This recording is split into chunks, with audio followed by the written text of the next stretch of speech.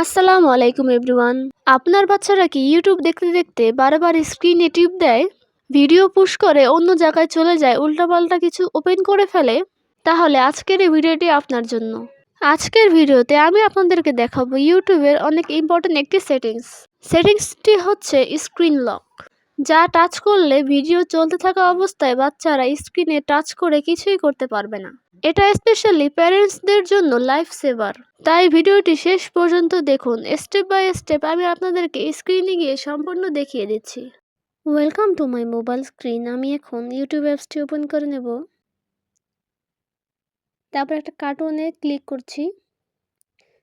কার্টুনে ক্লিক করার পরে আপনারা উপরে দেখতে পাচ্ছেন সেটিংস অপশনে ক্লিক করবেন। তারপর এরকম একটা ইন্টারফেস শো করবে, লক স্ক্রিন, এখানে ক্লিক করবেন। তাহলে কি হবে, আপনার এই স্ক্রিনটা কিন্তু লক হয়ে যাবে। তাহলে আর বাচ্চারা উল্টাপাল্টা মোবাইল টিপতে পারবে না, মোবাইল এদিক সেদিক করতে পারবে না। ঠিক আছে, স্ক্রিন যেরকম চালু করে দেবেন সেরকমই থাকবে। তো এখন আপনারা কিভাবে এটা আনলক করবেন, ট্যাপ টু আনলক, এখানে ক্লিক করলেই কিন্তু এটা আনলক হয়ে গিয়েছে। ঠিক আছে, বাচ্চারা তো আর বুঝবে না যে কোথায় ক্লিক করতে হবে, কেমন কি, ছোট বাচ্চা তো।